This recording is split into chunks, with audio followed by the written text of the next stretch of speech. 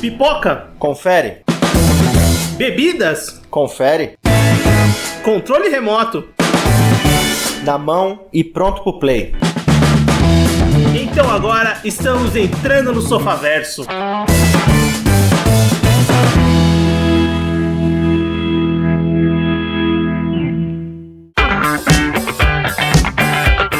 Muito bem, Sofaverso começando. Voltamos para mais um episódio do seu podcast e hoje vamos falar de séries, vamos falar de Better Call Saul. E para isso eu tô com o Everton.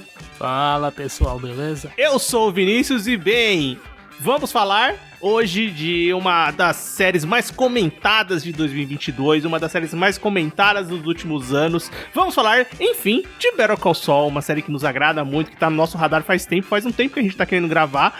Na verdade, a programação de gravar já era anterior a essa última temporada, né? A gente tava meio que planejando a temporada acabar pra, enfim, falar da série completa. Então hoje vamos conversar um pouquinho em dupla, eu e o Everton, vamos falar um pouquinho sobre as 6 temporadas de Better Call Saul, sobre os personagens, os momentos que a gente mais gosta, um pouco do apanhado geral dessa série tão incrível, certo, Everton? Certo, a série que certamente é o melhor spin-off que existe. Herol, né? De Já todos. adianto, séries, sabe? Filmes, qualquer coisa.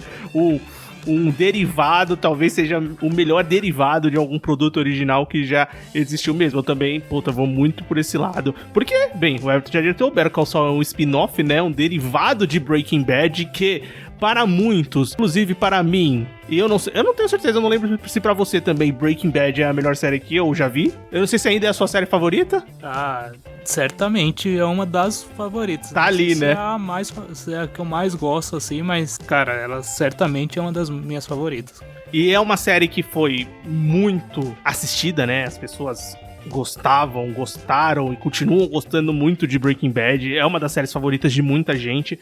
E um spin-off dela seria algo interessante, mas também que ia trazer olhares diferentes, né? Tinha que ser bem cuidado. E o Vince Gilligan, que é o criador do Breaking Bad, junto com o Peter Gould também é um dos principais roteiristas de Breaking Bad, né? Eles trabalharam juntos em Breaking Bad, trouxeram a ideia do spin-off do Breaking Bad, que é o Better Call Saul, contando as histórias, contando os eventos do Saul, né? Que é o advogado ali da série de Breaking Bad que a gente conhece, que é vivido pelo Bob Odenkirk. E aqui a série começa a partir de 2002, contando as histórias ali, quando ele ainda se chamava Jim McGill, né? Que é o nome dele de verdade, né?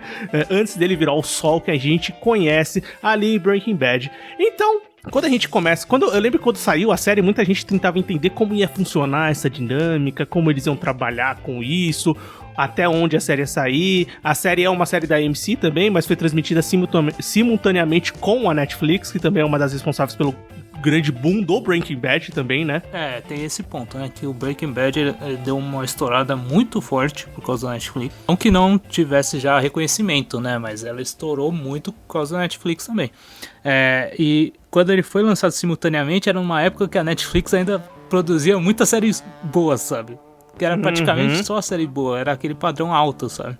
Então o pessoal ficou bem, tem chance de vir coisa boa aí, principalmente porque é um personagem muito importante no Breaking Bad.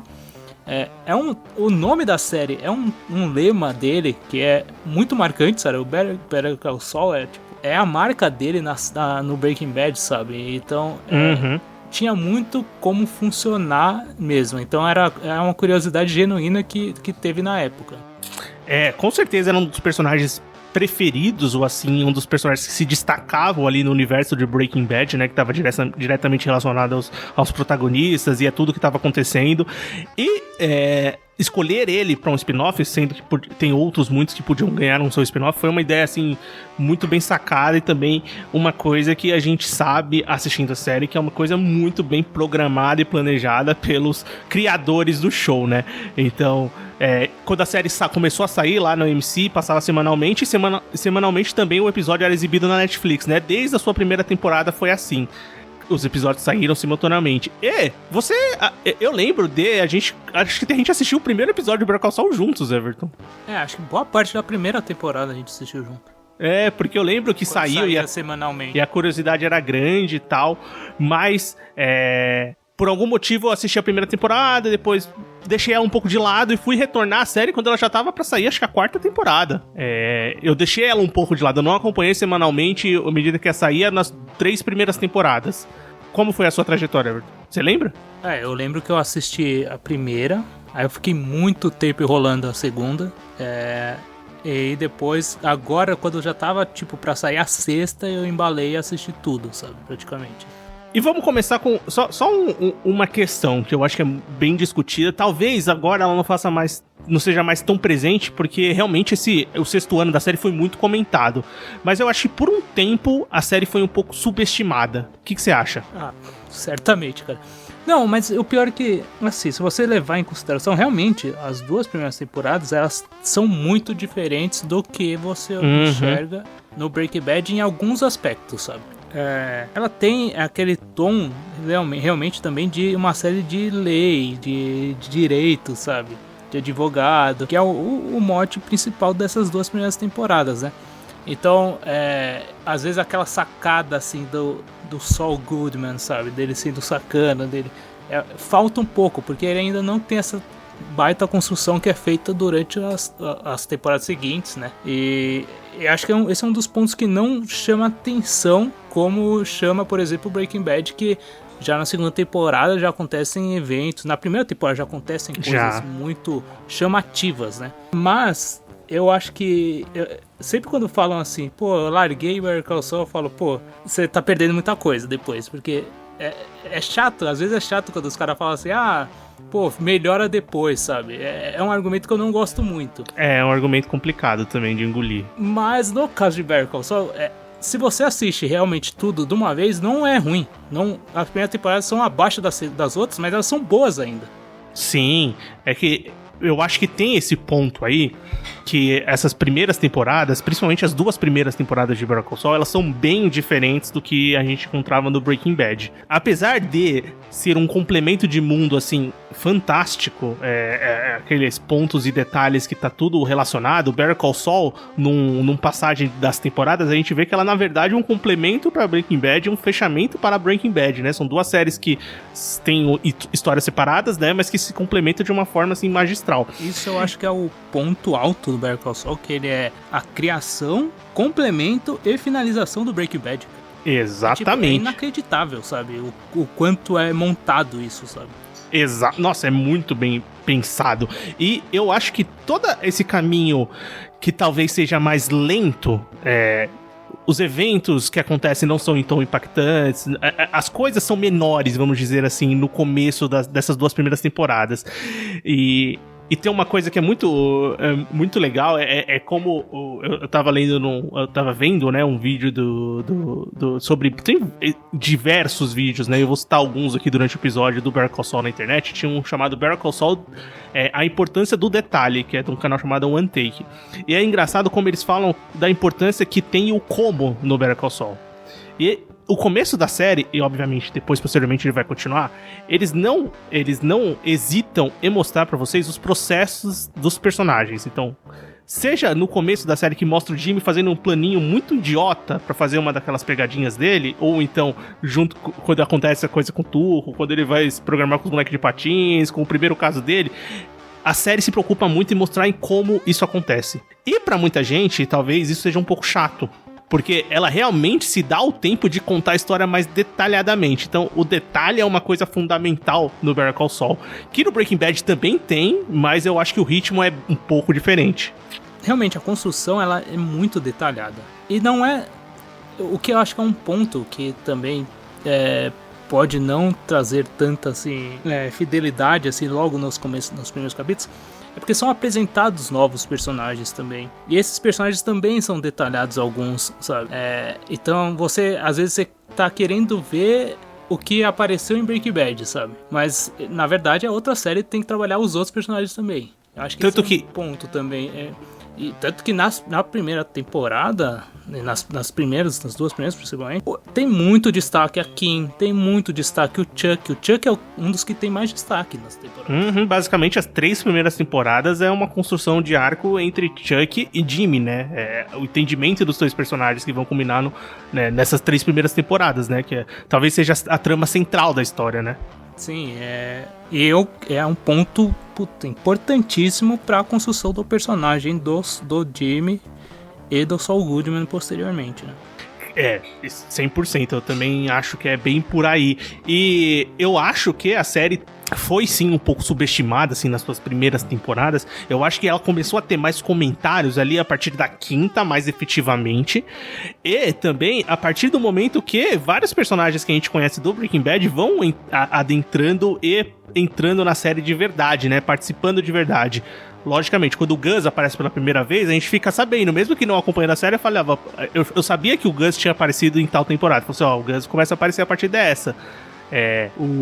Os Salamancas, né, que a gente conhece lá, e depois a gente vê como eles vão estar no Breaking Bad, como eles estão no Breaking Bad, como eles chegaram ali no estado que eles estão no Breaking Bad, e os outros personagens que vão aparecendo durante o decorrer das temporadas. Então tem esse ponto que eu acho que também foi atraindo quem ainda não tinha dado uma chance pra Better Call Saul pra assistir. Fora toda a grandiosidade como a série é bem feita, né? Mas eu acho que sim, que a série foi um pouco subestimada durante a sua existência, assim. Ela teve... Esse ano foi o ano que eu vi mais comentários disparados, mas também é porque... Não só porque a temporada é muito boa, eu nem acho que a última temporada é tão melhor que as outras. É uma temporada excelente, mas assim como foram as outras. Mas como é o fechamento da série, ela fica... ela foi menos comentada durante sua trajetória do que eu imaginava que poderia ter sido, porque é realmente um spin-off muito bom. Bem, se a gente pensar no Emmy, né, Everton, são 40 e poucas indicações, então ela foi reconhecida por indicações, mas ela não ganhou nenhum prêmio. Gastaram a cota com o Breaking Bad, né? Gastaram toda a cota com o Breaking Bad. E, porra, foi meio que sacanagem também esse ano, né? Se você pensar pelos vencedores, assim. Dava pra ter dado o prêmio, pelo menos de atuação pro Bob Odenkirk e pra Rhea Horn. Dava pra ter dado. Mas, enfim. Coisas de academia, né? Talvez eles tenham gastado toda a cota no Breaking Bad. Mas vamos falar então das temporadas e um pouco, adentrar um pouco das temporadas, dos personagens, né? Falar um pouco das tramas. Então a primeira temporada do Better Call Saul começa lá em 2015, né? Então faz um tempinho já, né, que saiu essa primeira temporada. A série foi completa em 6 temporadas e a primeira temporada começa lá com o Saul Goodman, e a gente começa com uma visão dele, né, do personagem do Bob Odenkirk vivendo lá em Nebraska. Então começa com aquela visão. É um dos pontos muito interessantes do Better Call Saul, né, cara? Os inícios da temporada é o que acontece posteriormente ao Breaking Bad, né? Em preto e branco. Isso. Então, aparece lá em preto e branco e ele assiste no começo da temporada ele assiste alguns anúncios antigos, né, dos comerciais que ele gravou, né, quando ele era advogado, e acaba relembrando do seu passado, o passado que a gente conhece ali vai conhecer durante a trama do Better Call Saul, né, e ali quando ele tá vendo os eventos, o passado as coisas que aconteceram no Breaking Bad, né, porque a série depois se inicia de fato em 2002, onde o Saul ainda não é o Saul, é o Jim McGill, ele é um advogado de pequeno porte ali, que pega pequenos casos, público. Ele é um defensor público no começo, né? E a partir de alguns problemas que ele vai tendo, esses golpes que ele fica dando, e golpes assim, né? Ele é aquele cara que eu acho muito legal que tem uma frase que tem uma personagem que acho que é a Caramon, a mulher, que é um caso que ele pega nessa primeira temporada, né? Que é um dos casos principais ali do começo da série, que fala: você é o tipo de advogado que a gente contrata sabendo que a gente tá errado. Sim. Não, ele mostra muito que a personalidade dele era desde a juventude, do apelido do Sleep Jimmy, né? Dessa característica própria dele de ser um golpista, velho. Essa característica dele, que é o trabalho fundamental do Better Call Saul, que...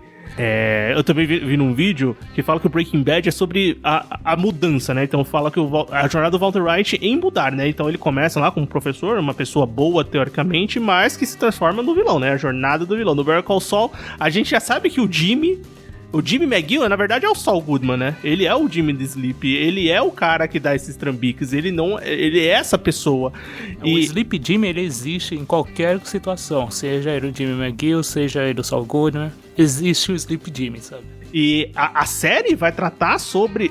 porra, isso é muito claro, isso é até bem inteligente, que a série trata sobre como ele tenta de todo jeito frear essa mudança e como ele falha, né? Então, a todo momento da série, essa primeira temporada, a segunda, a terceira, principalmente, que é quando o arco do irmão dele, do Chuck, ele tenta toda hora fugir desse ponto, né? Tipo, ele tenta se provar, ou ele tenta mostrar que, pô, ele não precisa ser assim, né? Ele pode tentar fugir disso, mas sempre ele é chamado pra isso, sempre a vontade maior dele é isso, né? E muito em função dos demais personagens, no caso, principalmente o Chuck, o irmão dele, Chuck McGill, que é um advogado num escritório muito famoso lá, o Hamlin McGill, e bem sucedido e bem diferente do que o Jimmy é no momento, e que sabe que o Jimmy tem essa característica de ser um cara golpista, porque já tirou ele diversas vezes da cadeia. Então essa questão de querer provar pro irmão que ele consegue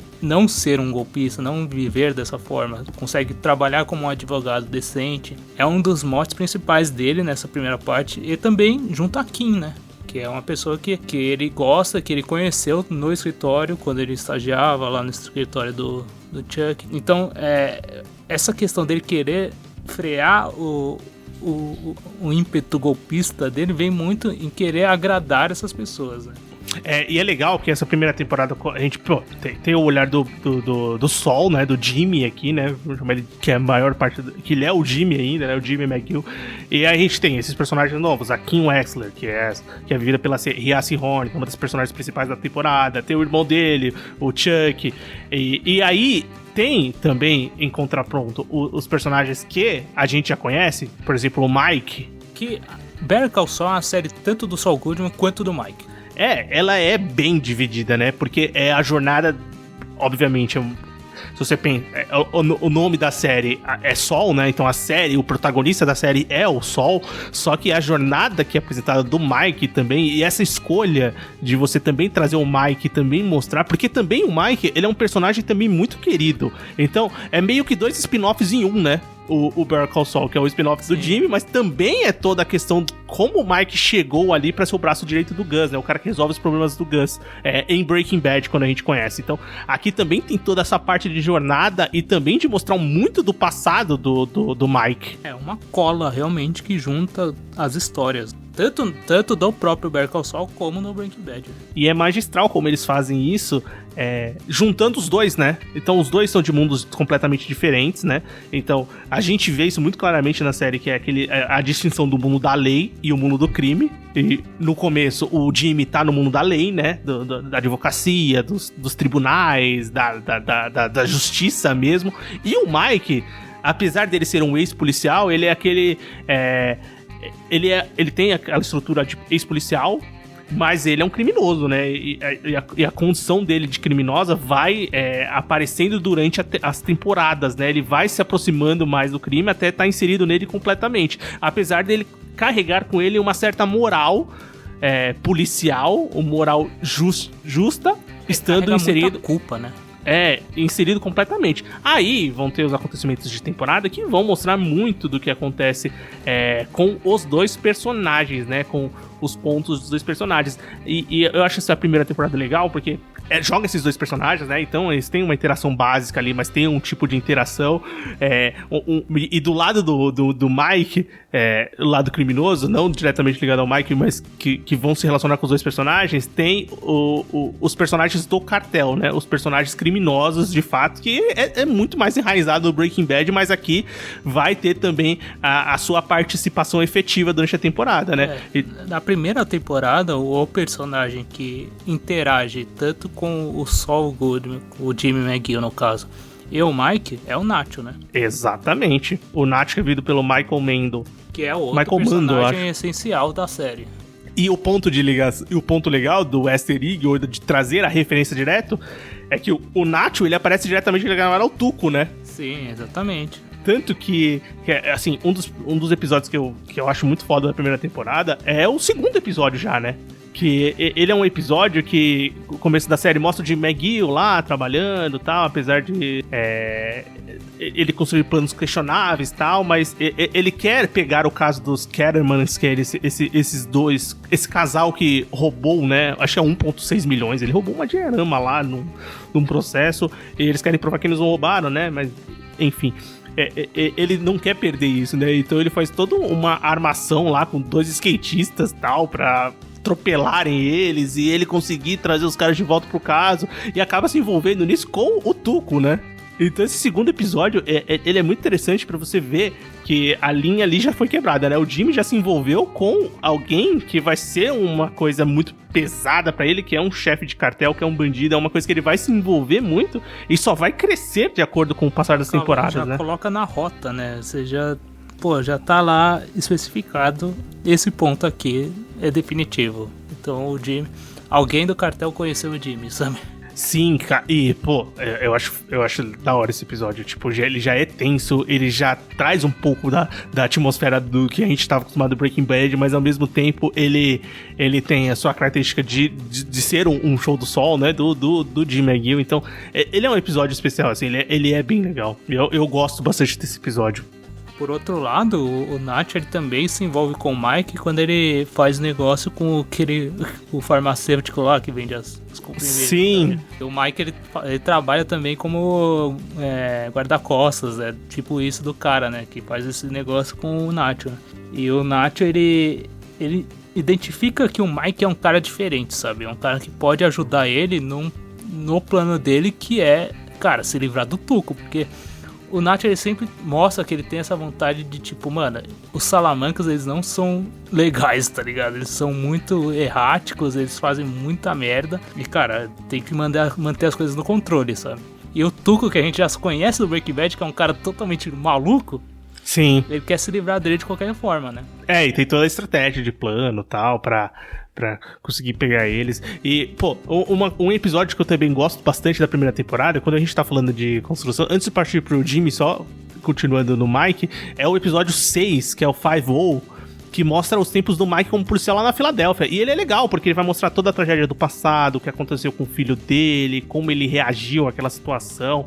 É um episódio bem, bem legal, né? E bem forte pra mostrar quem é o Mike, né? Um pouco desse passado que a gente sabe que acontece, mas não sabe direito como foi. E é importantíssimo, né? Porque já define uma base de um personagem que a gente já conhece, sabe? Definidor demais, né? Esse é um episódio muito foda. E, cara, eu acho uma coisa legal da primeira temporada é que estabelecer esses grandes planos, porque assim, os Cattlemans, o casal lá que tenta contratar o Jimmy, mas depois acaba recebendo uma oferta da Howard McGill, né? Não, é Hamlin McGill, né? Que é o nome da advocacia, que é do McGill e do Howard Hamlin, que é vivido pelo Patrick Fabian, que também é um dos personagens principais, né? Que é esse sócio dos McGill, né? Do Chuck McGill. E ele é o chefe da Kim, né? O chefe da Kim. Ele negocia com o Jimmy e acaba meio que ferrando com o Jimmy desde a primeira temporada. E essa primeira temporada, se você pensar, depois relembrando, revendo algumas coisas, ela fundamenta, primeiro, essa relação de ódio exacerbado que o Jimmy tem do Howard, né? Sim, e não só do Howard, que ele tem do sistema, irmão, né? Dele também.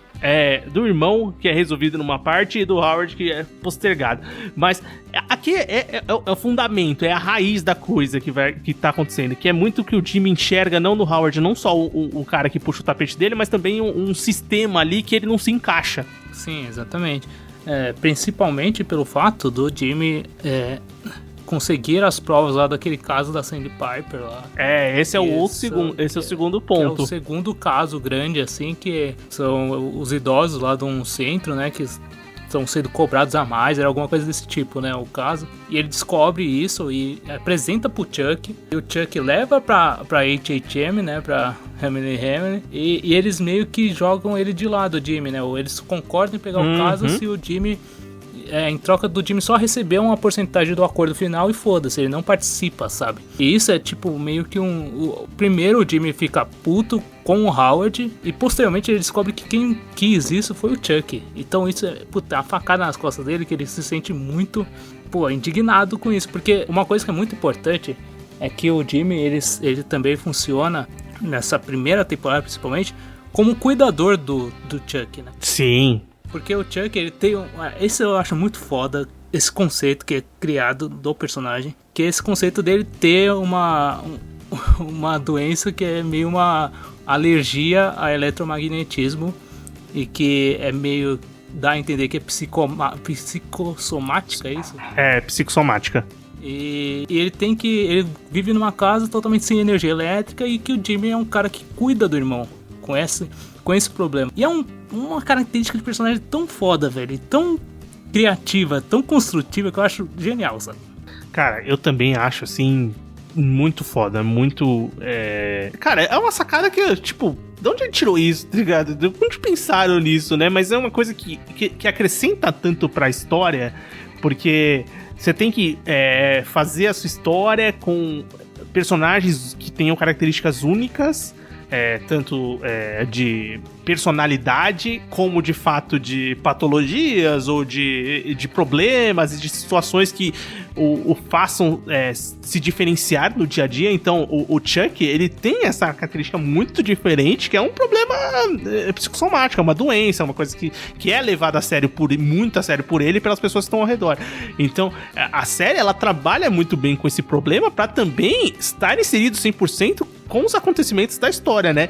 Então essa primeira temporada, ela é muito pedra fundamental pra esse caso da Sandpiper, do asilo, pra relação do Jimmy com o Chuck, pra relação do Jimmy com o Howard. O Howard, né, e a empresa, né, Chuck e Howard, tiram o Jimmy da parada, né, do caso, e também rebaixam a Kim, né? Então a Kim também, depois tem toda a jornada do relacionamento deles e das pilantragens que eles vão fazer, e também das coisas horríveis que eles vão fazer durante as temporadas, que são fundamentadas aqui, né? Então essa primeira temporada, eu também acho que é um pouco mais devagar, assim como a segunda, porque realmente ela tá construindo muitas bases do que a gente vai ver posteriormente, quando a história realmente avança.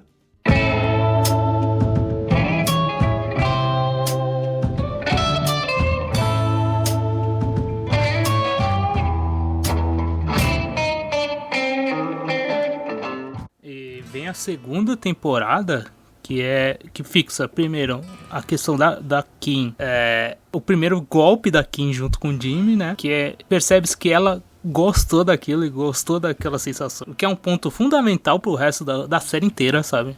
Esse é um dos pontos, cara, que eu acho que é principais da segunda temporada, e o quanto a relação com o Jimmy e as ideias do Jimmy também podem de alguma forma prejudicar ela, porque no final da primeira temporada ela consegue indicar o Jimmy, para um escritório de advocacia, e que também tá trabalhando nesse caso da Sandpiper. Davis e May, né? Porque ele tem um bom papo com os idosos e tal, porque o jeito dele é muito da hora, sabe? Tipo, o jeito que ele consegue conversar, e ela entende que ele pode se dar bem no escritório, que eu acho que é o momento da série que o Jimmy tá melhor, sabe? Sim, com certeza. Não financeiramente, mas é de prestígio mesmo, sabe? Ele tá trabalhando num escritório normal, ele tem um carro normal, ele não tá dirigindo um carro velho, bizarro, tá ligado? Uhum. Ele não tá como o Saul Goodman, totalmente maluco, tá ligado? Das ideias. Não, ele tá bem ainda. Então eu acho que é um ponto alto da carreira dele. Com certeza, porque... O que é muito foda é que deixa ele completamente desconfortável, porque ele não quer isso, velho. Exatamente, essa... Eu acho que toda a temporada avança e o personagem também vai mostrando esse conflito pelas ações, pela atuação do Bob Odenkirk e por outros fatores e tudo mais que vai acontecendo na temporada, que vai mostrando esse conflito dele de agir pra se dar bem e agir por ser o certo. Então a série toda hora coloca esses pontos e esses acontecimentos pra mostrar como ele tá lidando com isso que acontece internamente, né? Que acontece dentro dele. E uma coisa que é bem também diferente, eu acho, do Breaking Bad, principalmente nessas primeiras temporadas, acho que as duas primeiras, a terceira também, é esse ponto de comédia que tem, né? Porque o Jimmy, o Sol era um personagem engraçado do Breaking Bad, às vezes era até um alívio cômico, né?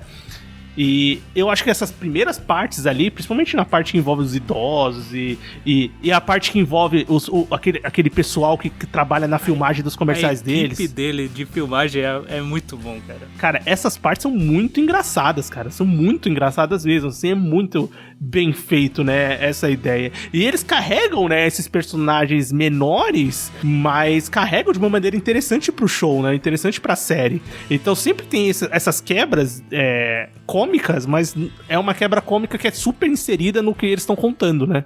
Eu acho que o primeiro episódio, uma coisa que é muito importante, que o primeiro episódio da segunda temporada traz, que você comentou, Everton, que é do relacionamento do Jimmy e da Kim, ele é muito plantado desse primeiro episódio, porque é justamente onde a Kim vai, encontra o Jimmy, ela conseguiu um emprego pra Davis e Man, mas ele acaba recusando depois de um tempo, porque ele vê que ele não se encontra ali naquele sistema, como que nem eu comentei, que o Howard representava, e também essas agências de advocacia representam, o tipo de advocacia que ele exerce, né, ou como ele vai exercer a sua profissão, e essa dinâmica que começa a ser construída aqui é muito interessante pelo desenvolvimento que ela vai ter na temporada, mas esse primeiro episódio ele estabelece muito bem essa dinâmica, porque é aquela coisa que eles estão dando o primeiro golpe deles e futuramente, né, com o decorrer dos episódios, essa coisa só vai crescendo e crescendo e vai ser destrutiva não só pra eles, mas pra muitas pessoas que estão ao redor deles, né?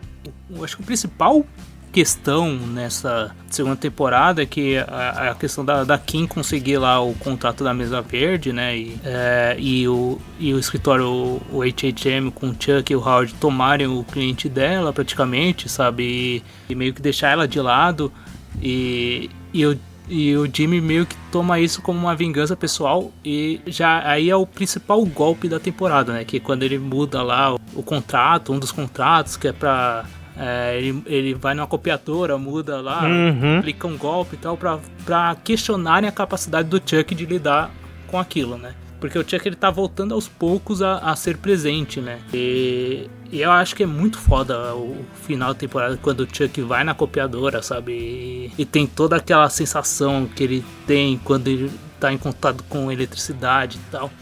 E aquele final, quando ele bate a cabeça, cara, é chocante, sabe? Você fica, caramba, ele morreu, velho. E você fica, caramba, velho, o que tá acontecendo, velho? Porque aí você vê a expressão do Jimmy olhando, falando, caralho, mano, o que eu fiz?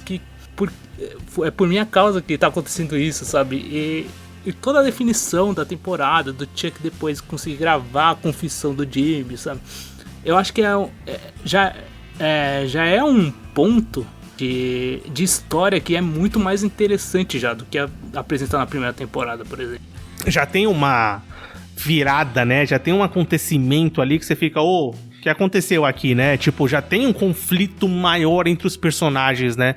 E a gente tá falando de irmãos, né? Então, ainda torna mais grandiosa a coisa, mesmo porque os personagens são muito bons, né? Então você fica ali realmente interessado no que tá acontecendo. O último episódio da temporada, que é o que realmente lida com isso, com esse problema, ele é muito, muito bom, assim, um dos melhores episódios dessa temporada, né?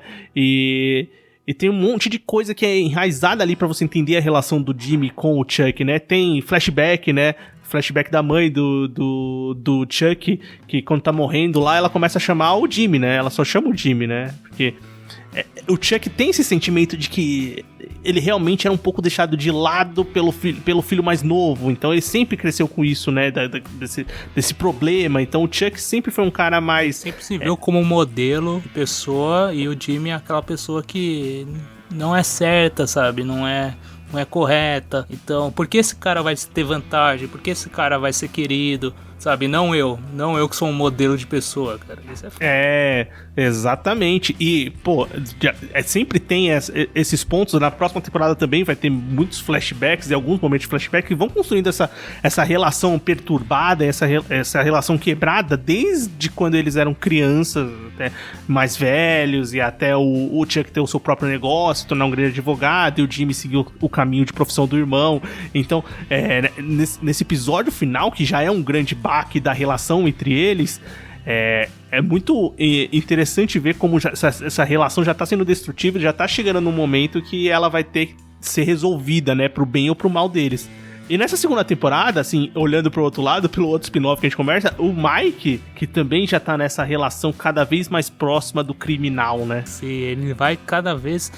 E é muito foda como inicialmente ele entra nisso buscando resolver um problema pessoal, né? Ele quer rastrear os cartões de beisebol do Price, né? Do cara que vendia droga pro Nacho.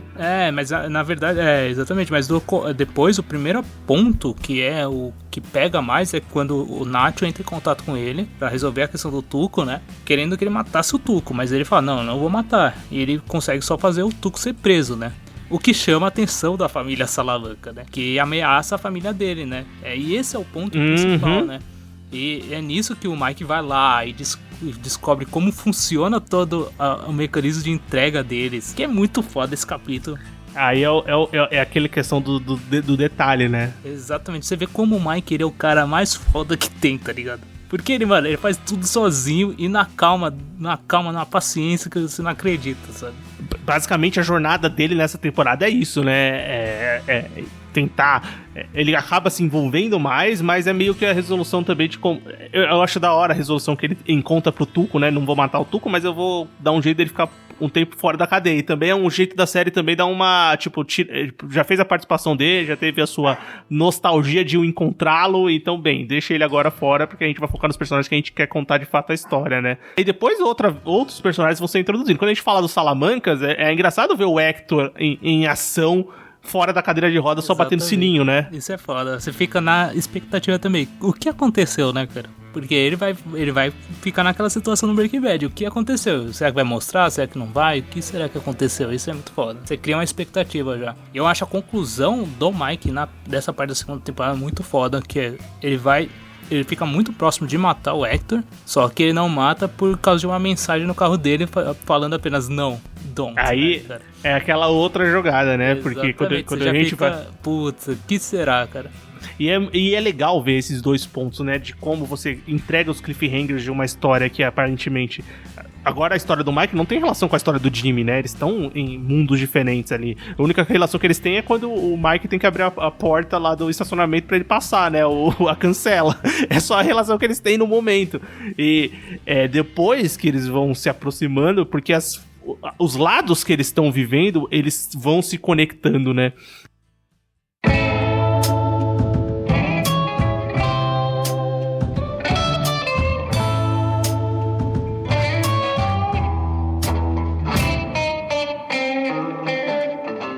E essa terceira temporada, quando chega a terceira temporada, né, que sai em 2017, a primeira sai em 2015, eu não falei, a segunda é 2016 e 2017. Então a série tá saindo, essas três primeiras temporadas saem todos os anos, né, então tem uma sequência, né, ali. E essa terceira temporada, ela vai cada vez mais aproximar os dois personagens, mas ela vai dar essa conclusão da história do Jimmy com o Chuck, né. E essa temporada começa com, principalmente, as repercussões do que o Chuck fez pro Jimmy perder a licença dele de advocacia, né? Porque o Chuck, ele não se conforma com um método, né? O método completamente fora do correto que o Jimmy usa pros seus casos, né? Mesmo que seja um caso que favorecia o Chuck de alguma forma. Eu acho a hipocrisia do Chuck uma das coisas mais interessantes do personagem, sabe? Porque ao mesmo tempo que ele quer que o Jimmy siga uma profissão honesta, digna, sabe? Como ele seja um advogado, ele não quer que o Jimmy seja um advogado também. Ele entende que, independente se o Jimmy conseguir ser um advogado, ele vai aplicar golpe, ele vai ser um golpista, sabe? Então, ele não dá esse ponto de esperança, de confiança no Jimmy. Uhum. Cara, eu acho isso muito foda. E que todo esse ponto, toda essa temporada, ela vai sendo construída, né, com essas relações bem distintas e, a parte do Jimmy realmente tendo que lidar com isso que o Chuck tá fazendo e com a relação deles e como essa relação vai funcionar, e o Mike ainda com um ponto diferente. Puta, eu acho essa terceira temporada que é uma temporada mais explosiva em acontecimentos e também é uma temporada que vai mais se aproximando nessa crescente que vai ser as outras temporadas da série, né? O Better Call Saul, ele tem essa relação com o Breaking Bad que eu acho que realmente é uma crescente de temporada, assim, uma temporada é melhor que a outra. E essa terceira, eu acho ela muito incrível. no primeiro episódio já tem uma coisa muito interessante que falando do lado do Mike, que eu tava falando dos detalhes, né, que tem todo aquele ponto de como termina o cliffhanger dele de temporada, e esse primeiro episódio tem, tipo, 15 minutos dele tentando descobrir como colocar o rastreador no carro dele. E é literalmente 15 minutos de acontecimento, sem fala, sem nada, e o cara só vai lá, abre um pedaço de um carro, abre outra peça e vai abrindo tal, até descobrir onde o cara comprou o rastreador, a marca, onde foi comprado. Isso é um ponto que é curioso, que é tipo, desde o Breaking Bad, né? Better Call Saul e Breaking Bad são séries que têm direções que são tão diferentes e tão magníficas de demonstrar um fato simples de uma maneira tão complexa, sabe? Até na própria... Cara, tem cenas assim durante o Breaking Bad e o Better Call Saul que você fica assim, espantado do quão foda é. Por exemplo, uma que acontece no Better Call Saul. Que eu nem lembro qual temporada que é. Que é quando o Jimmy tá tomando um sorvete, sabe? E os caras pedem pra ele entrar no carro e ele derrama o sorvete. Sim. O sorvete cai no chão. Eu acho que é a quarta. Aí vem as formigas, sabe? Cara, é formiga indo pro sorvete, mas é tão bem feito que você fica hipnotizado com aquilo, cara. O Breaking Bad, o Better Call Saul, né? Breaking Bad já tinha hoje também, mas o Better Call Saul continua com... também tem essas características que mostram que a série se passa no mesmo mundo e tudo mais. Sim, o universo é muito claro, sabe? É muito foda isso, eu acho. Que coloca aquele pedaço de algum acontecimento no começo do episódio e depois o episódio todo vai se construindo até chegar naquilo que eles mostraram no começo, né? E... Eles fazendo Breaking Bad, continuam fazendo Better Call Saul, mas é uma coisa muito bem feita, né? De como aquilo é importante, de como aquilo funciona, né? Como contar a história sem ser só no diálogo, né, cara? Nossa, total. É um contar histórias. É o show don't tell, né? Você mostra, mas não fica falando o que tá acontecendo, que é muito funcional, baseado em... Obviamente, a gente não falou tanto, mas assim, critérios técnicos o Everton falou um pouco de direção, mas fotografia, som, cores é um negócio muito importante, né, que já era importante no Breaking Bad e é super importante aqui no Better Call Saul. O próprio Vince Gilligan e o Peter Gould falam bastante disso. Todos esses elementos e essas ferramentas são muito importantes para eles conseguirem contar a história da maneira mais efetiva que eles acham que eles têm que contar, e que é uma coisa muito bonita de se assistir, né? Muito intrigante, muito intricada, assim, é bem feito de acompanhar, sabe? Você fica realmente tendo muita coisa para discutir depois. Eu acho que isso é tudo feito de uma maneira muito, muito rica, né? Muito legal, assim. Cara, é uma das coisas... de fato, uma coisa que você olha e fala assim, pô, isso é uma coisa que realmente foi muito bem pensada pra chegar na tela, né? Não, aí essa temporada, continuando a história do Mike, do núcleo do Mike, né? É onde aparece... sim. O Gus Fring, né? Que é um outro personagem recorrente em Breaking Bad. E aqui a gente entende... também que ele já tá numa função parecida, mas ele ainda não tem o monopólio gigante que ele tem no Breaking Bad, mas ele já tá completamente estabelecido também. E é onde acontece a entrada do Mike nesse mundo, né? Muito frente a essa questão com os Salamancas, né? Que são a família rival dele, né? E é engraçado, né, você pensar, porque assim, quando o Gus aparece, apesar dele não ser ainda o Gus que a gente conhece do Breaking Bad, ele já é um dos líderes do cartel ali, um grande traficante da região, e é engraçado que você estabelece já pro Mike que aquele cara é muito perigoso, porque pra colocar um rastreador no carro do Mike, o cara tem que ser bom. Tipo, as pessoas que trabalham pra ele tem que ser muito boas. Se colocaram sem ele perceber, quer dizer que, pô, esse cara realmente, ele tem alguma coisa diferente. Porque o Mike sabe da capacidade dele, né? E o Gus também sabe da capacidade dele, tanto que o contrata pra trabalhar com ele, né? Sim. No primeiro momento ali, quase que um freelancer, né? Um consultor, mas depois, posteriormente, a gente vê que se torna algo bem maior, né? Quase um general ali, um dos caras principais ali que vão trabalhar pra ele.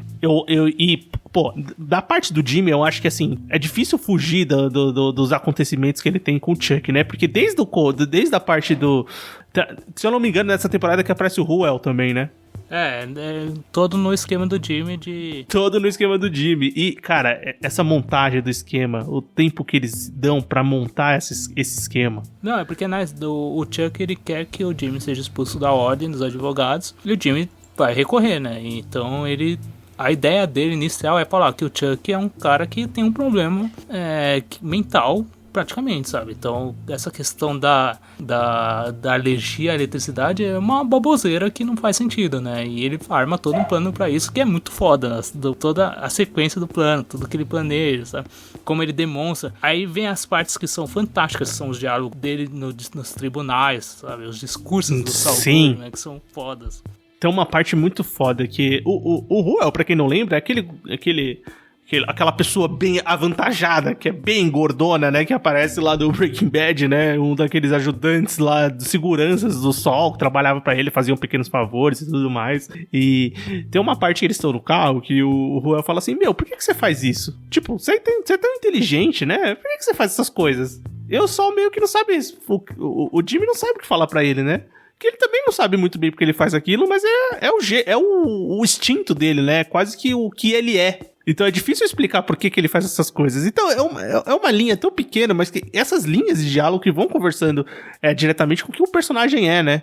Porque ele realmente não sabe explicar por que ele faz aquilo, mas tudo que ele vai fazer na sequência dos planos dele, tudo que ele faz pra poder voltar a trabalhar como advogado, ou então ter uma licença menor, não perder o direito, é uma coisa muito errada, né? Sim, ele usa os golpes pra se dar bem, né, também nessa questão do julgamento da ordem, né, porque ele acaba não sendo expulso, mas só suspenso, né, o que já traz também um novo aspecto, né, pro resto da temporada, né, que é ele se virando sem poder exercer a advocacia, né. Desse começo, e depois da quarta temporada também começa com isso, né, que ele vai ter um tempo. Mas falando da temporada, da resolução da temporada, principalmente da questão do time, do Jimmy e do Chuck, é realmente a primeira parte do Better Call Saul que eu fiquei assim impactado, falei assim, nossa, isso aqui foi forte, que é a morte do Chuck. Sim, isso é muito pesado, porque de certa forma o Jimmy até tem alguma culpa nisso, né, velho? Sim, bastante, eu diria. Porque, queira ou não, ele acabou induzindo ao Chuck aquele sentimento de, tipo, cara, eu sou meio inútil, eu não sirvo pra nada, sabe? É uma coisa meio pesada mesmo, porque ele, de fato, ele se suicida. Dá a entender muito forte que ele se suicidou, né? Que não é um acidente que acontece, cara. Sim, eu também fico com essa impressão, né? Porque, assim, ele vai aos poucos tentando se livrar do problema dele, depois do que o plano que o Jimmy faz, né? Porque o que o Jimmy faz, né? Esse plano é foda do que ele dá um jeito de colocar uma bateria de celular no bolso do Chuck enquanto ele tá lá na audiência, né? Então, o Jimmy, tipo, desmascara ele lá e ele fica sem reação, né? Porque ele tava todo o tempo com aquela bateria lá e cadê o problema que ele tinha, né? Se ele realmente tivesse esse problema, ele não ia ter conseguido ficar com aquela bateria no bolso, né? Então, meio que a partir de uma coisa muito errada, ele consegue se safar. E o Chuck, ele sabe que o Jimmy fez todos esses planos, apesar de não conseguir provar, mas ele sabe que o Jimmy é assim, e ele começa a tentar fugir da doença. Ele vai numa loja, ele sai, ele começa a ligar coisas na casa dele. Ele tem um diálogo final ali no último episódio, porque o último episódio ele começa com um flashback lá, né, do Chuck com o Jimmy, deles numa tenda, assim, quando eles eram crianças, tal, e pô, o nome do episódio é Lanterna, né, então tem a lanterna que eles estão na tenda, e o episódio termina com o Chuck meio que jogando uma lanterna no chão, que é o que causa o incêndio na casa dele, né. Então, essas coisas também são, esses detalhes, né, como a gente já comentou, são coisas fundamentais do Better Call Saul, e também do tipo de história que o Vince Gilligan e o Peter Gould contam e contaram lá do Breaking Bad. E todo o diálogo que eles têm ali é tão pesado, é tão forte, com o Chuck falando que realmente não gosta dele, não se importa com ele. Isso eu acho muito foda, velho. Que você fica com raiva do Chuck também. É difícil não ficar também com raiva do Chuck, porque você... Eu não sei se ele chega naquele nível de amargura e se ele fala a verdade ali, né? Se realmente ele sente aquilo ou se tudo o que aconteceu fez com que ele chegasse ali. Tem tudo essa questão de que, cara, o Chuck, ele é um cara que ele menospreza o Jimmy de forma completamente, sabe? Porque ele entende que o modo de vida dele é totalmente... E não é, ele não tá de toda forma errada. O modo de vida do Jimmy não é legal, sabe? Sim, não tá errado at all. Mas também ele é o cara que ele faz questão de jogar o Jimmy pra baixo. E ele nunca deixou isso de lado, sabe? Ele sempre fez isso, sempre seguiu a vida dele dessa forma. Isso eu acho muito pesado, sabe? Também. O Jimmy é um cara que ele ele tem essa ideia também. Ele não muda o modo dele, mas quando ele tentou mudar, não ajudaram ele, jogaram ele pra baixo, então ele entendeu que, tipo, eu vou continuar do modo que eu sei viver, sabe? Eu acho que tipo, essa relação entre eles é um ponto tão importante pra construção posteriormente do Saul Goodman, que é essencial, porque mostra que o Jimmy, ele meio que levou a crer que, cara, eu sou isso e eu vou continuar vivendo dessa forma, me foda-se, sabe? E meio que um pouco antes dos acontecimentos, tem toda a questão que ele tá lá com as senhorinhas do Sandpiper, né, e ele tá se aproximando muito de uma senhorinha da Irene, e depois ele é meio desmascarado, que também é uma cena, assim, que é muito engraçada, mas também é muito reveladora do tipo de pessoa que ele é, então... Todos esses pontos e essa tragédia que acontece no final com o Chuck, eles são muito determinantes também como pedras fundamentais da transformação do Sol mesmo, né? Do Jimmy pro Sol. A terceira temporada também tem um fator muito importante, que é o Hector Salamanca sendo envenenado e sofrendo derrame pra acabar na situação que a gente conhece ele no Breaking Bad. Tem toda a parte do Nacho nessa temporada é basicamente tentar fugir desses loucos e tentar revidar, porque ele já começa a se sentir ameaçado, né? Ele começa a sentir o pai dele ameaçado, a vida que ele leva, as pessoas que ele tem perto ameaçadas, então ele tem que se livrar daqueles caras de alguma maneira, e ele faz esse plano de trocar os remédios lá pro velho morrer. Só que não é bem isso que acontece, né? Então na quarta temporada a gente vai descobrir mais do que acontece, né? Começa o quanto Nacho se pode, sabe? Sim, aí começa a jornada também do Nacho de...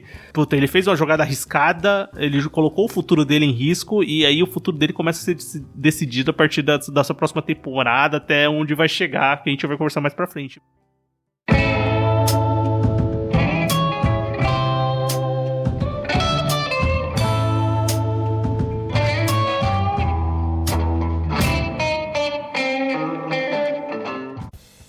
A quarta temporada, ela sai em 2018 também, né? Sai na sequência, no ano sequente. E, bem, primeiro ela começa com os personagens tentando lidar, principalmente o Chuck principalmente o Jimmy com a morte do Chuck, né?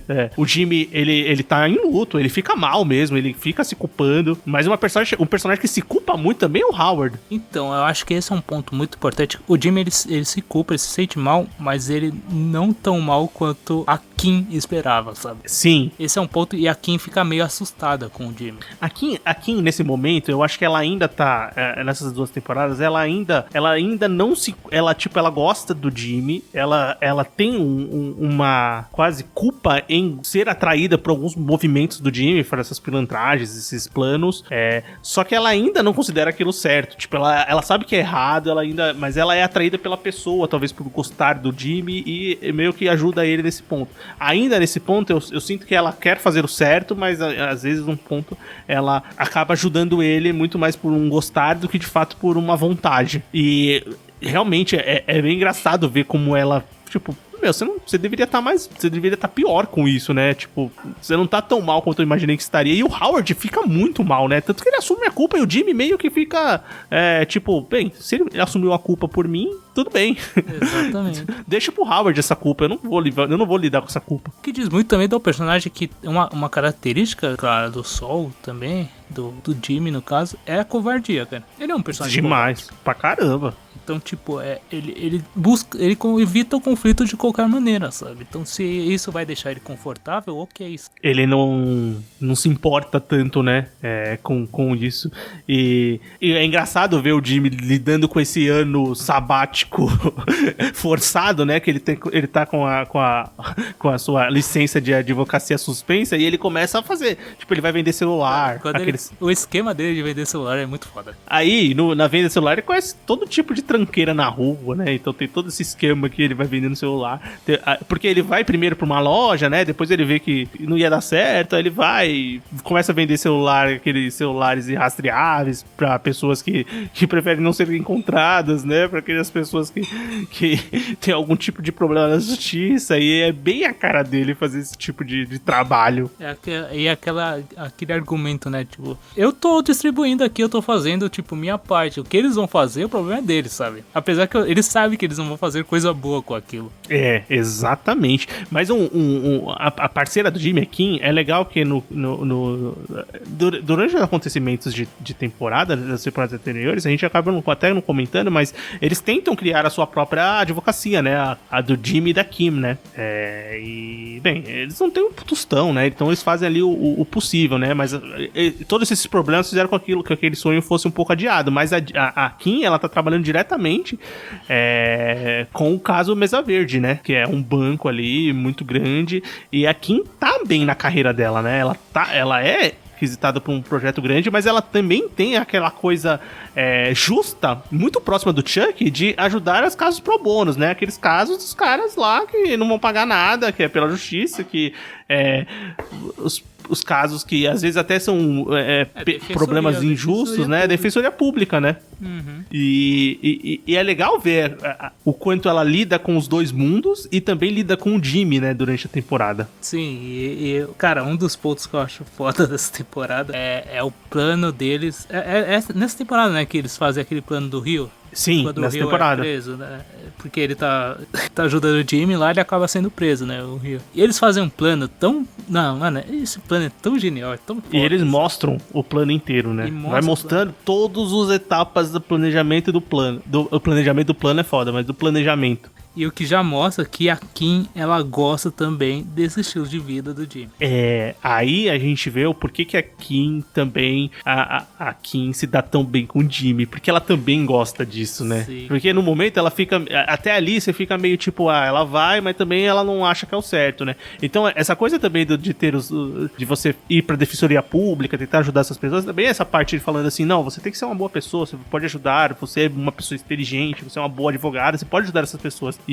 Mas ela vê também atração naquele ponto. Então, você dá pra ver que a Kim tá cada vez mais próxima do sol do que de fato de quem ela poderia ser, né? Teoricamente, sim, uma advogada correta. A emoção de fazer esse plano, de fazer esses pequenos golpes pra dar certo, sabe? É uma coisa que anima ela, sabe? Deixa ela contente também, sabe? Não é uma coisa exclusiva do Jimmy, né? E o plano que eles fazem é fantástico, né, cara? Então, eu acho que é um ponto muito importante da história, que ele não tem, tipo, tanto, assim, sei lá, impacto, mas pra construção da Kim, principalmente da Kim, né, no restante da série, ele é essencial, sabe? Cara, sim, com certeza, é muito foda. E falando um pouco da parte do Mike e da parte da bandidagem, primeiro tem que começar com um personagem que é introduzido na temporada, que é o Lalo. Lalo Salamanca é mais um Salamanca da família que não aparece no Breaking Bad, mas é apresentado aqui na quarta temporada, que ele vem meio que pra assumir o lugar do Hector, né? E é engraçado que o Nacho vê que meio que se livrou acha que se livrou do Salamanca, daí aparece mais um que é de longe o pior de todos. O Lalo Salamanca é o... Caralho. Ele é o pior, sabe? Mas ao mesmo tempo é o menos loucaço, assim, tá ligado? Tipo, cara, ele é o mais bizarro, porque ele é o mais centrado, é o mais inteligente, parece, aparentemente. Ele não é um drogado maluco que nem o Tuco, ele não é um bandidão antigo que nem o Hector, ele não é os gêmeos lá que não falam nada e só atiram nas pessoas, tá ligado? É verdade, ele tem isso. O Lalo é vivido pelo Tony Dalton, que é um... Puta, assim, a gente não tá falando muito... mas as atuações, elas são crescentes, assim como os acontecimentos de temporada. Os atores, eles se encontram nos papéis, assim, que com certeza são os papéis das vidas desses personagens, assim. Vai ser muito difícil, ou eu não sei se eles vão fazer papéis que eles vão tão bem quanto eles fizeram aqui no Breaking Bad. E o Tony Dalton, ele fala uma coisa engraçada, que ele falou que ele sempre quis fazer um vilão que ficasse sorrindo. Tipo, é uma coisa contrastante, né? Que o vilão não faz cara feia. Ele queria fazer um vilão que sorri. E aquele sorrisinho do Lalo é o que deixa ele mais filha da puta. O Lalo, cara, aquele negócio... ele é um dos personagens mais vilanescos que apareceu da série, tá ligado? E ele é muito vilão mesmo, sabe? Não, a apresentação dele eu acho fantástica, que ele tá cozinhando lá de boa, sabe? Sim. E ele, quando ele entra, já é muito impactante, é impressionante como um personagem, tipo, ele não é citado, eu não lembro dele citado no Breaking Bad, tá ligado? A importância, assim, nele, e o quão ele é importante e determinante do Better Call Saul, sabe? Nossa, esse é um ponto que também é interessante de você ficar pensando, porque assim, quando chega nessa quarta temporada, os acontecimentos estão maiores, daqui a pouco vai ter uma maior relação do Jimmy com os bad guys, com os bandidos, né, e tudo mais, e também você, a partir desse ponto, você sabe que tá contando uma história anterior e você sabe aonde eles vão chegar, né, você sabe onde o Jimmy vai chegar, o Gus, o Mike, onde eles vão estar no Breaking Bad e tal, o que acontece com eles. Então, talvez seja pra muita gente um ponto de... Antes de assistir, né, um ponto de... mas eu vou assistir essa série se eu sei exatamente pra onde os personagens vão, né? Que possa afastar. Talvez a pessoa não tenha a intenção de assistir, porque fala assim, o que pode acontecer que me faça ficar intrigado? Mas eu acho que justamente o que mais me mantém, apesar de contando uma boa história, são esses personagens novos e saber o que vai acontecer com eles de fato, que eu não sei o que vai acontecer. Então, apesar dos personagens que a gente já conhece serem incríveis, e tem a jornada do Jimmy, do Mike e tudo mais, o Lalo, a Kim, o Howard, são personagens que você fica tipo, o que aconteceu com esses personagens, né? Por que eles não estão no Breaking Bad? Obviamente, foram criados pra você encorpar uma série, mas você fica com essa curiosidade de saber onde eles estariam naquele mundo, o que acontece depois, porque a série vai construir esse personagem de uma maneira muito interessante. E o Lalo é um dos principais que eu ficava com isso. Eu falei, mano, onde o Lalo tá, velho? Porque ele é um cara muito incrível. Imagina o trabalho que ele ia dar pro Walter. Foda, né, cara? Porque, cara, ele é tipo padrão Gus, tá ligado? No Breaking Bad e tal. É nossa, aquele vilãozão mesmo, sabe? E o Gus meio... E o Gus teme ele, né? Então, desde o aparecimento dele, é muito estabelecido que o Gus teme ele, né? Que eles têm ali um confronto e uma rivalidade, quase uma guerra fria da bandidagem, né? E isso vai se desenrolando. E nesse ponto, o Mike já tá trabalhando como um braço direito ali do Gus, né? Um supervisor do Gus. Principalmente da montagem do laboratório de metanfetamina que aparece no Breaking Bad, né? Isso é muito foda também, né? Porque são essas coisas, né? Tipo, a gente já sabe o que acontece, mas a gente vai vendo o como das coisas acontecerem. E aqui também, além do como dos processos de planos, ainda também tem os ambientes, os fatos e muitas coisas que já estão ali estabelecidas, né? E esse laboratório é um grande exemplo, porque vai mostrar todo o processo de contratar os engenheiros alemães e depois tem o engenheiro principal lá, que tem um problema, que vai envolver o Mike, vai envolver o Lalo. E, pô, essa jornada é muito tensa e interessante, né? Sim. É meio que um início de uma parte do Lalo, né? A quarta temporada. E também a quarta temporada, eu acho que a conclusão dela, principalmente agora voltando pro Jimmy, né? É o surgimento do Saul Goodman. Literalmente, né? Com o nome e tudo. Literalmente com o nome e tudo, né? Que é aquele It's All Goodman. Tipo, ele já usou o nome quando ele tava vendendo os comerciais, né? No tempo dele na TV e tal. Que é uma parte também muito interessante das outras temporadas e tal, que ele tenta vender o espaço dele na TV, ele usa o nome de Saul Goodman. E é muito interessante porque quando ele obtém de volta a licença pra advocacia, né? Primeiro é negada, porque eles não sentem sinceridade nele, e na segunda ele mostra meio que uma maneira como ele sentia com relação ao Chuck, que agrada muito a Kim, mas no final a Kim percebe que é mentira também aquilo. E esse é um dos pontos que deixa a Kim realmente muito chocada pelo que a relação, pelo que o Jimmy está sentindo com relação à morte do Chuck. E quando ele fala que tipo, não, vou aqui agora, vou pegar minha licença, sabe? E agora eu sou o Saul Goodman, é meio que a Kim entendendo também que tipo, cara, vai ser isso, esse é o modo que ele pensa, que ele vai agir. E cara, não concordo com nada disso, sabe? É verdade, é bem isso.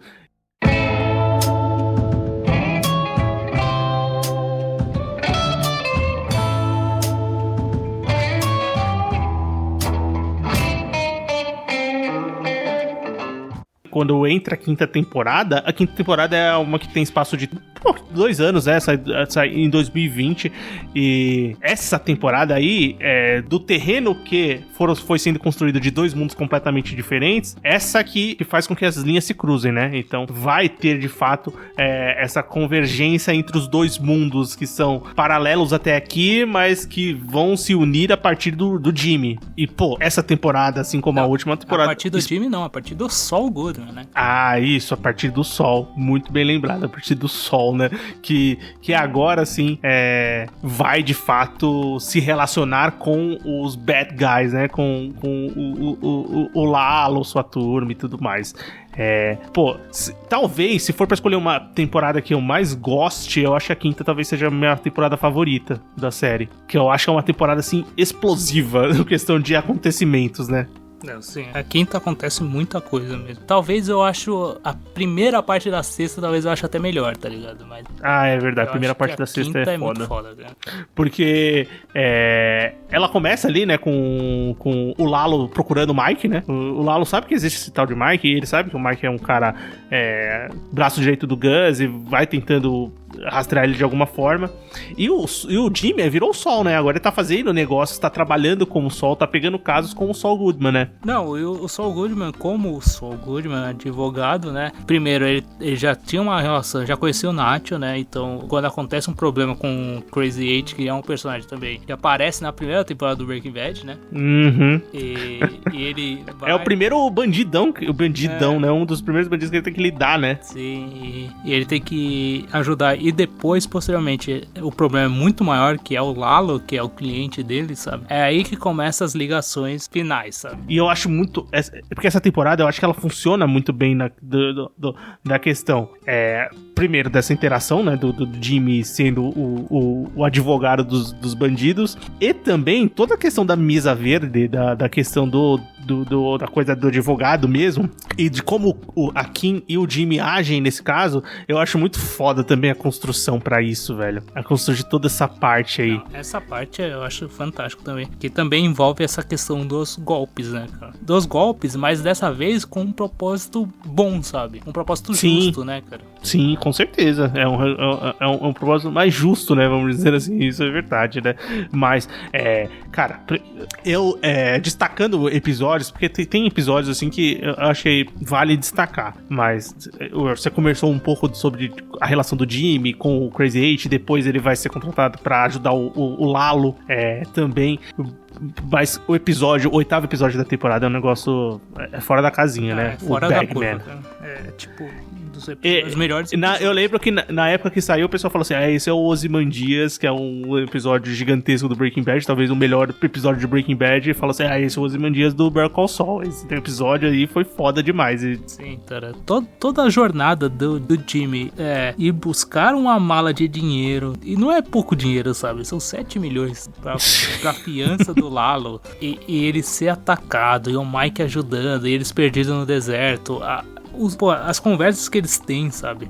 E você fica observando que o Jimmy, ele tá ele se arrepende daquela escolha, mas ao mesmo tempo é um modo de vida que ele encara de uma maneira que talvez ele consiga levar, sabe? Cara, ele realmente é um capítulo essencial e importantíssimo e, tipo, assim, de produção, de tudo, sabe? Ele funciona tão redondinho que ele realmente é o melhor episódio, eu acho, do Better Call Saul. Talvez ele perca só pro último episódio, que eu acho o último episódio, tipo, uma obra de arte, sabe? Tem. É porque o último episódio, ele é muito significativo também pro Breaking Bad, né? Então tem esse peso, mas o Better Call Saul também eu acho um dos melhores episódios. Eu acho esse mais um da próxima temporada, que pra mim são os melhores. Sim, também tem um da outra temporada que é foda também. Mas é foda, porque toda a degradação do Jimmy, né? Do Jimmy sendo levado ao limite. Porque assim, por mais que ele tenha a convivência dos golpes, vou enganar um aqui, eu lido com um bandidinho aqui. Quando ele chega aqui, que ele vê de fato o quanto poderoso, imortal e perigoso com quem ele tá lidando, quando explode sangue na cara dele, literalmente, aí que é uma virada que ele fala, puta, mano, eu acho que não tem como voltar pra trás, né? Tipo, que agora, né? Ou tento sair aqui de vez, ou eu acho que isso aqui vai continuar me perseguindo, né? Porque a degradação que ele vai tendo, e fisicamente, né? Porque ele vai tendo que atravessar um deserto, ele fica sujo pra caralho, ele passa fome, ele tem que beber mijo durante o episódio, tem que beber... que o Mike fala assim, a gente tem que mijar e beber, porque não tem água, senão você vai morrer de sede, né? Então eles têm que lidar com todos esses problemas aí que é o limite do limite, né? Que eles são levados. Que ele é levado na casa, porque o Mike se dá muito melhor com isso, né? Ele passa o perrengue também, mas se dá muito melhor com isso. Sei, cara. E sem contar que eles estão sendo perseguidos também, né? Tipo...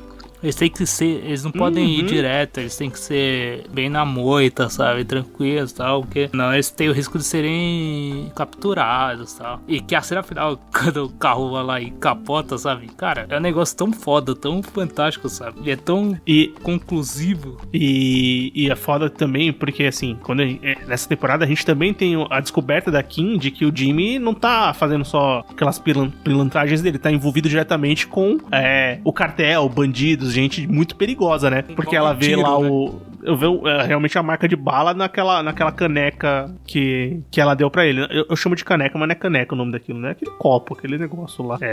Que tá lá o tiro, a marca do tiro, né? Então, mais simbólico que aquilo, que é o presente que ela deu pra ele com a marca de bala no meio, né?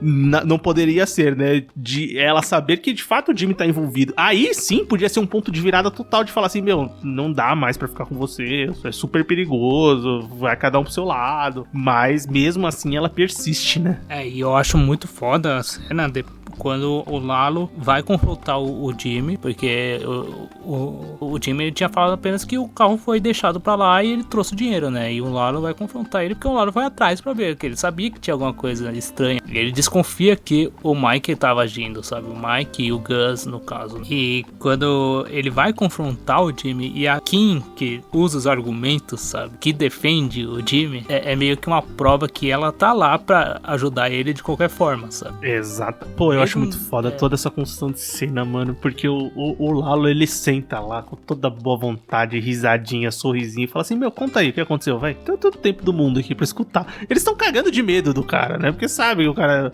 é bandido, sabe que ele é um dos piores, né, e ele fica lá, tipo, conta aí, o que você tem pra contar? E o Mike, né, com ele na mira, né, e vendo o que vai acontecer daquela situação. Então é uma cena muito tensa, cara, é muito tensa, porque por mais que você sabe que não vai acontecer nada com o Jimmy, é difícil fugir da tensão do que acontece, né?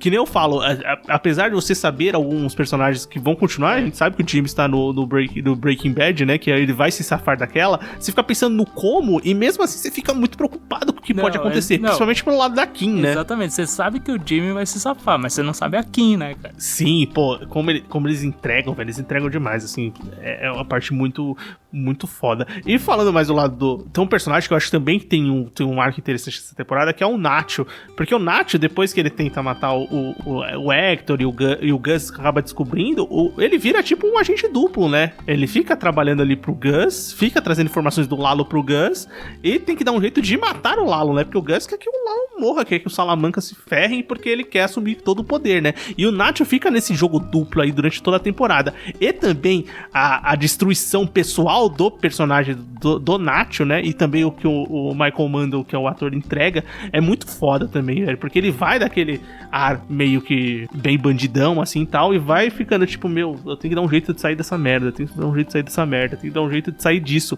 E cada vez mais preso. Nossa, e é nesse ponto que eu falo, caralho, o Nacho é o cara que mais se fode, tá ligado? Ele não é o personagem que mais se fode no Better Call Saul, porque tem outro personagem que sofre, que é mais inocente e sofre mais do que ele. Sim. Sim, isso é verdade. Mas, mesmo porque o Nacho já tá envolvido na bandidagem por livre escuta à vontade desde o começo, né? Então ele meio que já sabia o caminho que ele ia tomar, mas enfim, mesmo assim é ruim, né? E, cara, toda a cena depois, quando ele vai pro México, vai pra casa dos Salamancas lá, e ele tem aquela questão dele abrir a porta, sabe? Não, o final da quinta temporada é um absurdo. O último capítulo também é um absurdo. Que é toda aquela invasão na casa do Lalo, e o Lalo se virando pra matar os caras. Puta, eu acho muito foda, cara. Porque assim, se a pessoa tava esperando que assim, quando começa se você pensar nessa parte aí, essa quinta temporada, com o Bagman, com esse último episódio, você fica, meu, é a mesma série que eu tava assistindo ali no começo, aqueles golpinhos, a advocacia e tudo mais, porque por mais que seja tenso, é uma tensão totalmente diferente, porque ali era aquela questão burocrática, judicial, tal, apesar de ter levado a vida do Chuck, não era uma vida diretamente exposta ao perigo por uma arma de fogo, por um assassino, por uma coisa bizarra como é nesse final de quinta temporada, né, que tem tiroteio, gente matando o outro, mano, o Lalo no modo Berserker lá, matando todo mundo, que é um bagulho foda, que você já sabia que ele era um ruim, mas você fala, caralho, não, aqui ele realmente foi pra outro nível, de poder e de vilania mesmo, né? Ele quase que vira uma entidade ali, tipo, mano, que é isso? Que cara é esse, né? Que ele fez aqui, né? Ele é um cara mau, tá ligado? Ele é o cara que ele sabe é o se virar. frio e calculista exatamente ao pé da letra, né? Ele é aquele cara ali que realmente não dá pra mexer. Então, eu acho que, assim, essa quinta temporada, ela deixa um gancho, assim, gigantesco, né? Da relação do Jimmy e da Kim, do Mike e do Gus com a sua relação cada vez mais firme, do Nacho se fudendo e do Lalo sobrevivendo. Então, essa sexta, eles criam um cenário pra sexta temporada ser muito explosiva e também ser uma temporada pra fechar mesmo.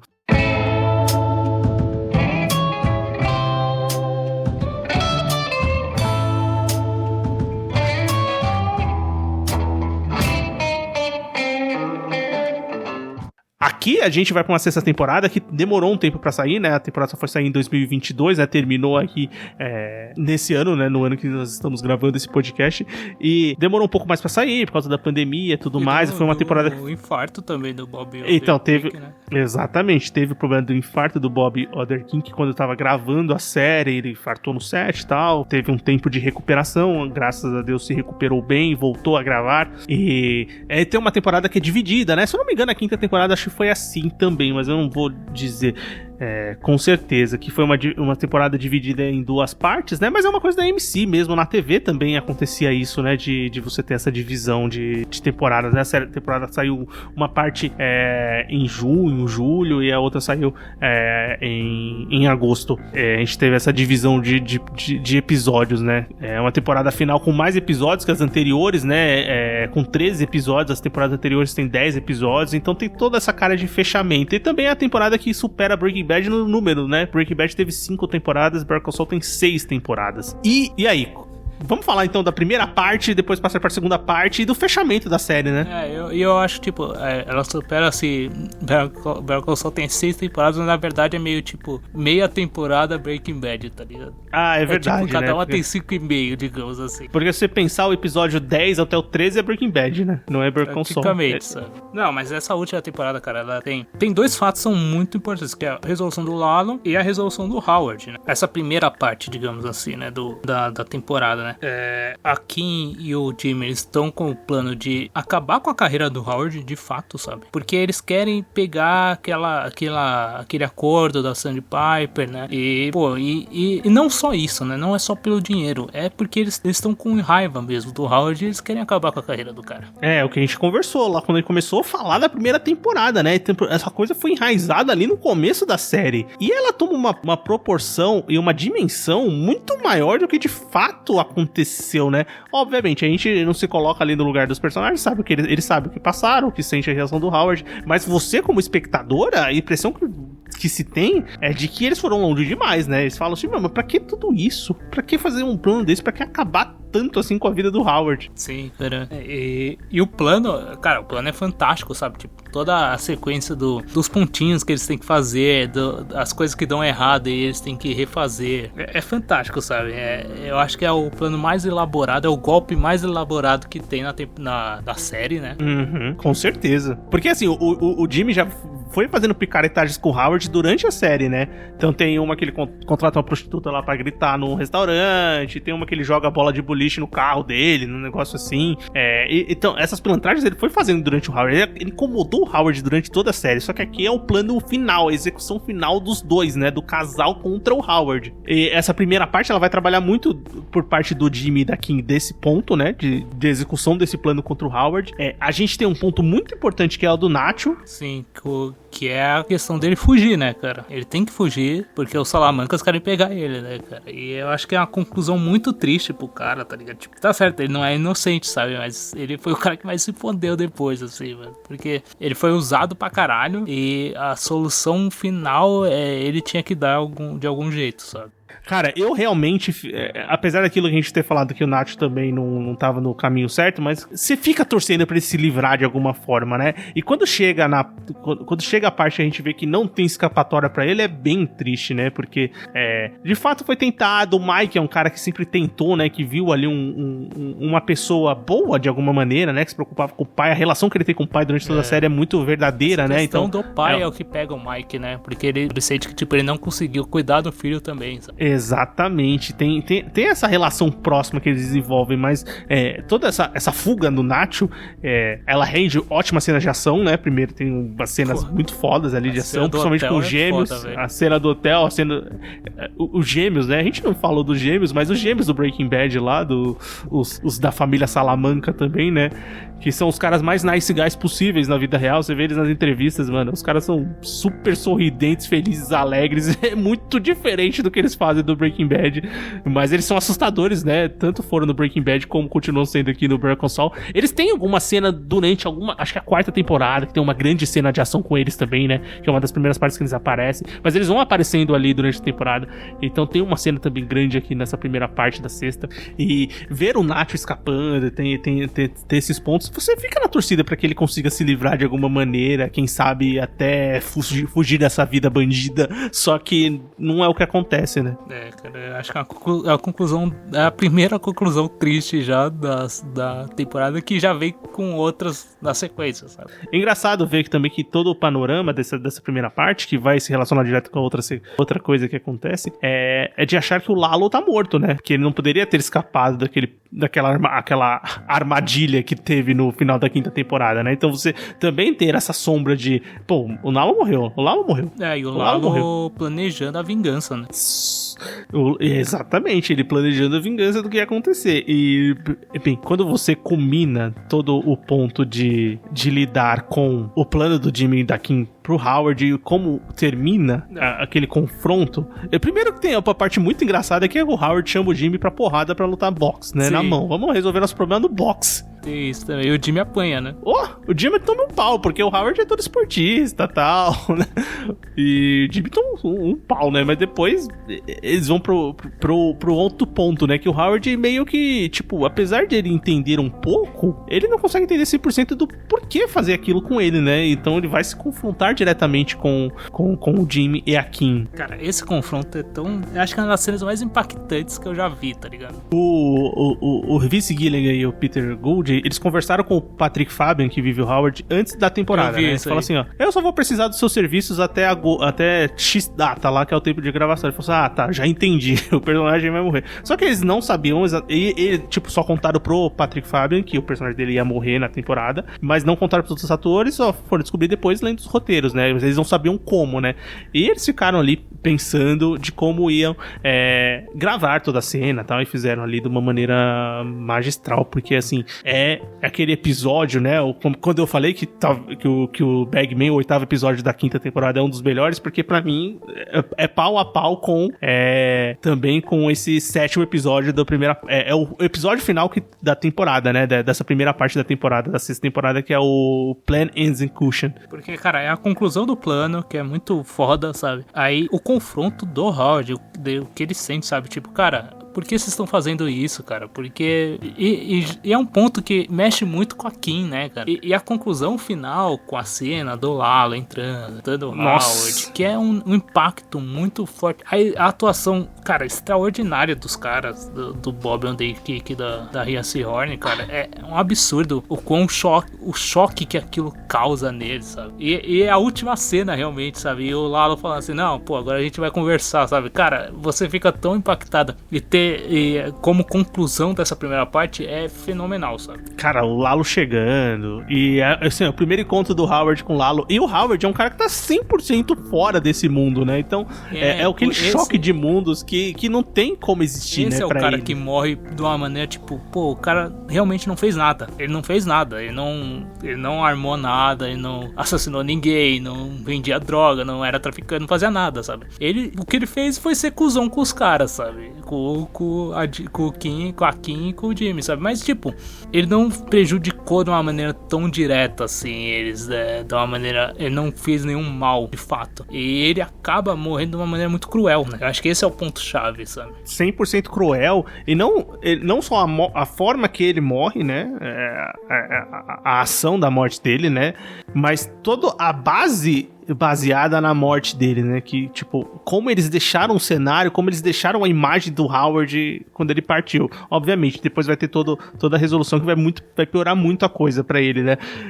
Mas é também interessante ver pro Jimmy e da Kim, aí posteriormente a gente vai vendo na segunda parte como eles vão lidar, de que desde a primeira golpezinho que eles dão num cara numa festa, num bar, como os planos, por mais, sei lá, interessantes ou talvez vantajosos pra eles, e como eles levam aquela coisa do plano de executar, de se divertir de alguma maneira com aquilo, podem levar a consequências terríveis, que é o que acontece com o Howard, né? Então, eles ficam meio que tipo, meu, que é isso, cara? Como que chegou nesse nível? Será que o que a gente fez realmente foi tão ruim assim pra chegar nesse ponto? E chega nesse ponto, né? Então, a partir daí tem que lidar com isso, e cada um vai lidar de uma maneira bem diferente, né? Com esse ponto. Nos próximos episódios e também posteriormente no passar dos anos, como a série vai mostrar, né? Sim, cara, eu acho legal que a conclusão já aí depois, quando já começa a segunda parte da temporada, vem a conclusão já no capítulo seguinte, já vem a conclusão do Lalo, né? Tipo, essa temporada, ela não perde tempo, né? Ela tem episódio, porque essa temporada realmente é que dá muita impressão, óbvio, as outras também, mas muita coisa acontece, muita coisa vai acontecendo. Até o episódio 9, depois vai ter as consequências, né? Como o Jimmy aqui vão lidar com aquilo e tal. E também vai ter. Aí depois vão ter o ponto do Lalo, né? O Lalo de fato voltando ao jogo, o Lalo se encontrando ali com o Gus e a resolução que eles vão ter de temporada. De temporada não, de arco de personagens, e também a resolução do Lalo, né? De entender por que o Lalo não tá no Breaking Bad, né? Mas primeiro que a resolução do Jimmy e da Kim é entender que eles têm que se separar, né? Não, antes da parte, só falando. Desculpa. O capítulo do Lalo, da disputa do Lalo com o Gus, tem duas coisas que são muito fodas, que primeiro, o Gus, pô, é muito foda isso, porque tipo, no meio da quinta ou da quarta temporada, o Gus coloca aquela arma escondida no laboratório. E é tipo uma cena muito aleatória, do nada, sabe? Tipo, acontece aquela cena. E você sabe que a resolução vai ser isso. Você fica aguardando a resolução ser aquilo, sabe? E é muito foda quando acontece, você tava esperando, né? E isso também e a outro ponto é o quão esse capítulo é significativo depois no Breaking Bad, no capítulo da mosca, né? Com certeza, 100%. Que é aquele capítulo, todo mundo ficava assim na dúvida, caramba, que porra de capítulo é esse e tal. E ele tem um significado, sabe? Aquele laboratório, ele de fato foi construído em cima de muita morte. Cara, o que é aqueles pequenos pontos, né? Que eu falei, aquelas pequenas coisas, ou aqueles acontecimentos, lugares e situações que aparecem no Breaking Bad, que são mostrados aqui como aconteceram no Better Call Saul, e são mostrados numa construção de história própria, né? Que tem a narrativa do Better Call Saul que tá acontecendo, que é muito interessante, mas que também vai fazer essa ligação direta. Por isso que são detalhes e são amarrações que são muito bem feitas. Dá pra ver que os caras tinham pleno conhecimento e também plena domínio, né? Sobre o que eles estão querendo contar. Nada vai pra tela à toa, né? Tudo que vai, ele tem um pensamento e uma coisa muito estabelecida que eles querem mostrar. E isso eu acho muito foda, né?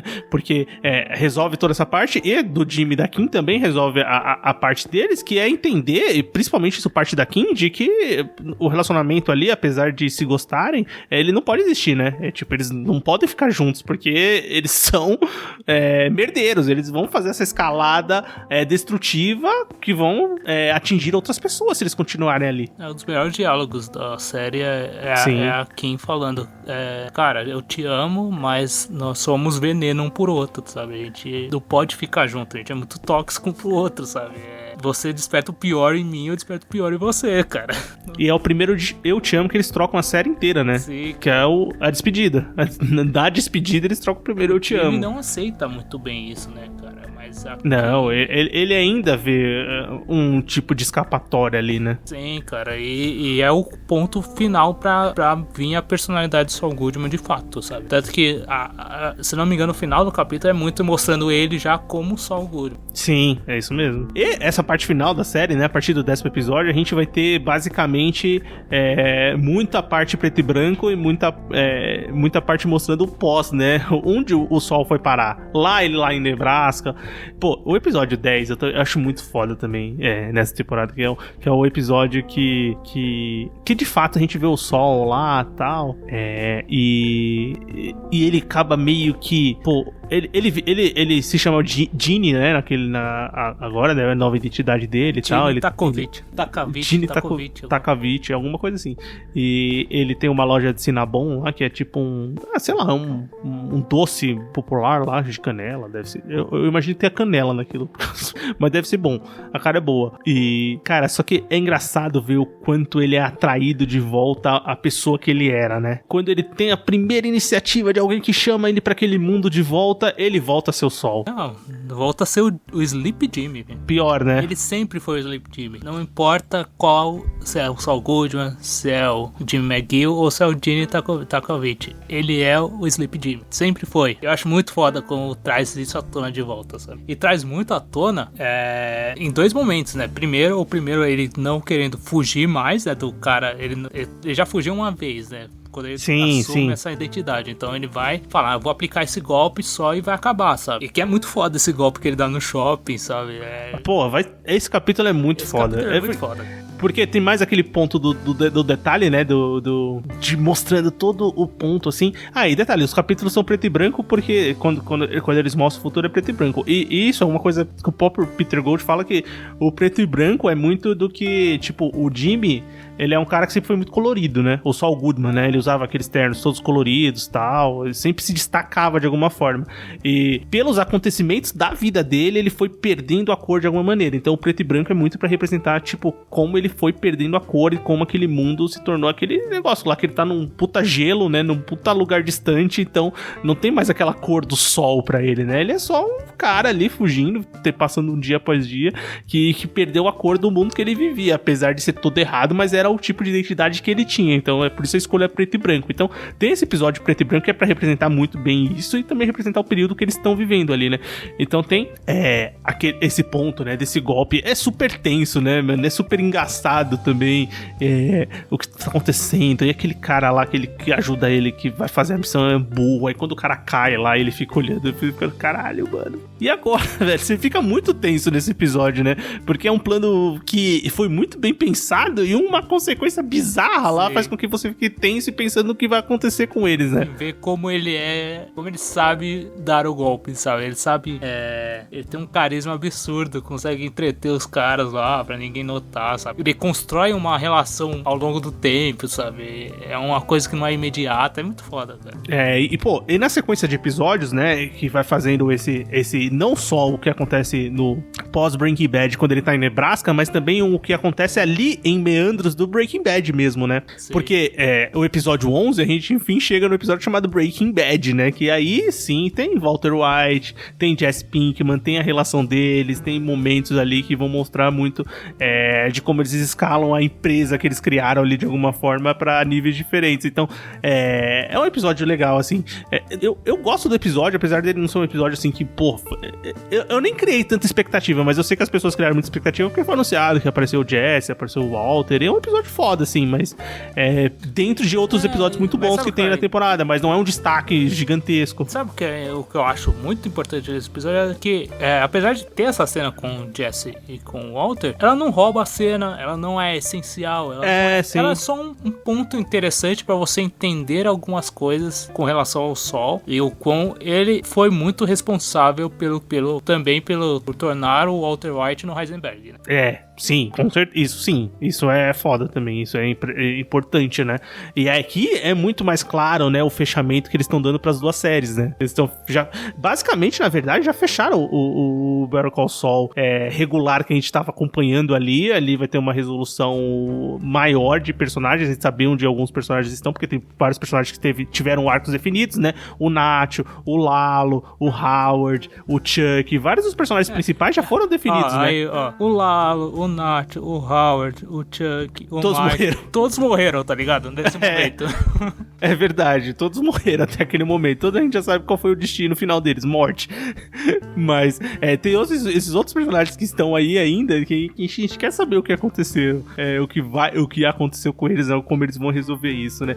Aí, vamos pro final da série, né? Eu quero saber o que você acha do final da série, Everton. Você gosta da resolução de Better Call Saul / Breaking Bad? Eu acho perfeito, cara. Eu juro pra você, cara. Eu acho tão... Mano, eu acho tudo tão bom, sabe? A parte da Kim, ela se sentir realmente totalmente culpada pela morte do Howard e meio que se entregar, mostrando pra viúva do Howard que ela foi responsável também. De alguma o consumo da culpa dela é foda. Tanto que tem a parte que ela... acho que é no último episódio ou no penúltimo? Mas acho que tá que ela chora no ônibus, assim, que é a primeira vez que ela tá chorando mesmo em cena, assim, que ela é uma mulher muito forte, né? Sempre segurou muito bem a barra. Ela sofreu um acidente de carro lá numa temporada que se estraçalhou toda, mas você vê ela forte o tempo inteiro, né? Nas convicções e resoluções que ela tem. Mas aqui ela se debulha em lágrimas, porque realmente vem todo o peso do fato principal, foi a morte do Howard, que realmente acabou com ela, né? E quando ela conversa com o Jimmy pós Breaking Bad, pós, tudo que o Saul Goodman fez, ela meio que fala assim, cara, se entrega, porque eu não quero nada com você e tal, e para de viver essa vida, sabe? E é meio que um choque pra ele, né? E porque ele não sabe fazer outra coisa, né? E eu acho que depois tem aquele primeiro momento que ele fica puto, sabe? Então ele vai tentar aplicar o golpe de qualquer jeito, sabe?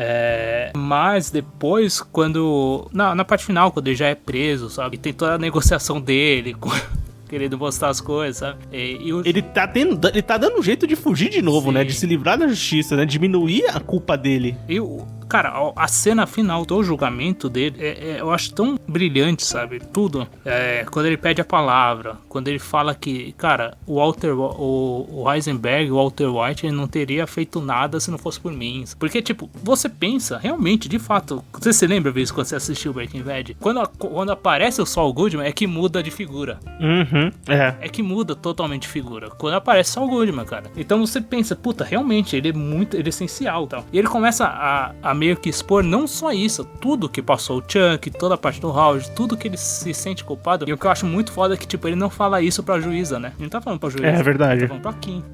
Sim. A única coisa que importa pra ele, sabe? E quando... a melhor... É a única pessoa que importa pra ele de verdade. É a Kim. E a melhor cena, cara, que eu juro pra você, eu fiquei com lágrima no olho quando a juíza fala assim, senhor Goodman, senta e não levanta mais, cara. Aí ele fala, não, McGill, aqui é o time McGill falando. Cara, eu achei muito foda. Não, cara, é um arco, assim, muito bonito de construção, né?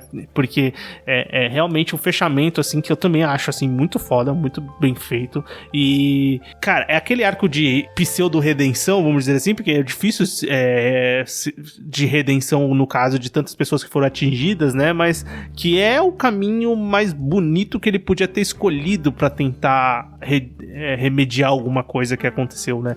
E, todo ponto, tanto da Kim, que é muito emocional, depois do Sol, né, do Jimmy, e o ponto deles eles saindo pra fumar, assim como eles faziam lá no estacionamento da H.H.M. E, aquilo é muito significativo de mostrar os momentos diferentes, mas que as pessoas são iguais, né? As pessoas são as mesmas e o querer daquelas pessoas é o mesmo. Sim, eles mantêm uma relação, né, cara? E tem um ponto interessante, o próprio Vince Gilligan fala que ele queria fazer, diferente do Breaking Bad, ele queria fazer o Better Call Saul um final um pouco mais feliz, né? Ele acha que no final o Jimmy acaba se redescobrindo e voltando às suas raízes. Ele encontra um pedacinho da sua alma novamente. E porque no penúltimo episódio, ele considera que ficou bem escuro ali quando ele meio que tenta matar a Carol. Carol é a mãe do cara que tava ajudando ele a dar golpes, né? E ela descobre que ele é o Sol, denuncia ele, por isso que a polícia vai atrás e consegue prender ele de novo. Então ele meio que tem uma hora que ele parece até que ele vai bater nela, né? Que é tipo um limite de violência, porque apesar do Jimmy ser esse cara que dá golpes e tá todo envolvido, ele nunca foi um cara violento, né? Nunca foi um cara que foi pra atividade física mesmo, né? O problema físico, né? Ele nunca ameaçou dar um tiro em alguém, alguma coisa bizarra nesse nível. Então, o Vince Gilligan considera que o final dele é um pouco mais feliz, né? Porque é aquele traço de humanidade que o Walter não consegue mais ter, por exemplo. A cena que ele tem com o Walter White eu acho muito legal. A cena que... Então, eu acho muito legais, por exemplo, eu acho legal a cena por exemplo, que eu comentei do episódio de Breaking Bad que tem o Walter, o Jesse e o Jimmy, mas o Sol, no caso, mas eu acho muito mais legal essa cena do Sol com o Walter White e a cena da Kim com o Jesse. Eu também, cara. Eu acho que elas são muito mais legais. A cena do Jimmy, da Kim com o Jesse é uma coisa que eu não esperava mesmo, que apareceu ali, que foi a cena mais ao acaso possível, e eles montaram de uma maneira muito orgânica, muito funcional ali, que podia ter acontecido mesmo. E também a cena dos dois ali eu acho muito, muito foda, né? Que é um ali do meio tempo quando eles estão pra fugir, né? E com as identidades e tal. E eu gosto da conclusão final, sabe? Mesmo do final total, que é o último cigarro, eles se cumprimentando lá no final, fazendo o gesto que ele sempre fazia quando dava alguma coisa certa, sabe? Eu acho que fecha muito bem o personagem. E, cara, é impressionante o Better Call Saul, porque ele fecha 2 séries num spin-off, tá ligado? Isso é muito fantástico. E engraçado que depois ficou muito aquela discussão de esse Better Call Saul superou Breaking Bad, Better Call Saul é melhor que Breaking Bad. Eu acho que as coisas se conectaram tanto, de uma maneira tão fechada, que eu acho até difícil fazer uma distinção entre as séries, sabia? Eu acho que você tem que analisar o todo. Você tem que analisar tudo como uma coisa só, cara. Se for fazer uma escolha por um pezinho de distância, talvez o Breaking Bad, porque veio primeiro. É simplesmente o ponto. Talvez a memória de ter assistido primeiro Breaking Bad, mas assim, a construção dos dois mundos é tão próxima e tão fechada e tão bem equilibrada que faz com que Better Call Saul seja uma série magnífica, assim, com certeza uma das minhas favoritas da vida. Já tá ali no ranking, e é um mundo que ainda... Bem, apesar do Vince Gilligan não querer mais explorar esse mundo, ele já falou assim, não, vou dar um tempasso desse mundo aí, que bom, foi bem explorado no Breaking Bad, lembrando que tem o El Camino depois, e depois tem o Better Call Saul, então já são 3 produções grandes, né, nesse mundo dos cartéis e dos advogados e de muitas coisas que acontecem aqui. O Vince Gilligan ainda vai se afastar um pouco desse mundo, que eu acho que também deve ser bem cansativo, mas é uma obra de uma vida muito bem construída, que eu não sei se pode voltar em algum outro spin-off, mas, assim, o que foi entregue de uma maneira magistral, com personagens incríveis, com momentos incríveis e uma série grandiosa, mais uma série grandiosa, né? Bem, o próximo projeto do Vince Gilligan é uma série da Apple TV, né, que não vai ter nada a ver com o universo Breaking Bad, mas que vai ter a Rhea Seehorn, que vive aqui em Wexler, como protagonista. Uma coisa interessante dessa última temporada também é que, assim, essas séries trabalham com diversos diretores, diversas pessoas nas produções, né, como todas as séries, né? Apesar de ter a mão do Vince Gilligan e do Peter Gould nos roteiros principais e também todas as ideias de história, a construção, como todos são showrunners da série, é engraçado que essa última temporada tem episódio dirigido pelo Giancarlo Esposito, que é o Gus, tem episódio dirigido pela Rhea Seehorn, que é a Kim, tem episódios dirigidos por várias pessoas que estão na produção da série mesmo, né? E por fato pelos atores ali, que estão diretamente relacionados à série, né? Porque são que dão vida aos personagens que estão ali. Então é interessante ver também esses critérios de produção e como os atores são envolvidos no projeto, né? O que faz com que ele seja muito mais verdadeiro, né? Você consegue ver a entrega deles nos personagens e, de fato, realizar o melhor show que eles poderiam ter realizado. Conseguiram com maestria, né? Nossa, com certeza uma das melhores séries de 2022, quem sabe do ano. Eu acho que deu pra gente conversar bastante, né? E acredite ainda, a gente conversou pouco, tem muita coisa pra se falar de Better Call Saul. E é isso, comenta com a gente, o que você acha de Better Call Saul? Você gosta mais de Better Call Saul ou de Breaking Bad? Você acha que elas se combinam, se completam, ou você não gostou da série? Conversa com a gente. E vamos pro bloco final? Bora. Recomendações, críticas e o que mais vier à nossa cabeça agora no bloco final. Muito bem, bloco final do Sofaverso começando agora da gente conversar sobre alguma coisa que a gente assistiu, que a gente leu, que a gente escutou. Everton, o que você traz para nós? Bom, o vídeo já deve imaginar que eu vou indicar o álbum do Soilwork, Overgiven Written, cara, porque é o que eu estou escutando alucinadamente há alguns dias já, cara. Muito bem, cara. A banda de death metal sueca e, cara, é um CD muito bom, cara. Cara, sim, eu vou falar que eu concordo porque se você quiser falei pra você escutar, aliás. Sim, e se você quiser saber o nome, está escrito no post, porque eu não sei se minha pronúncia foi muito boa, tá ligado? Eu não sei se o sueco está certo, mas eu acredito que deve ser alguma coisa bem próxima disso. Bem, bem legal, Everton. CD muito bom, boa escolha. Eu vou indicar uma série que eu comecei a assistir hoje, mas eu já vou indicar porque eu achei super interessante. Chama Os Anarquistas, é um documentário da HBO. Eu vi na HBO Max, eu não sei se tá passando na HBO TV mesmo, mas eu assisti na HBO Max, Os Anarquistas.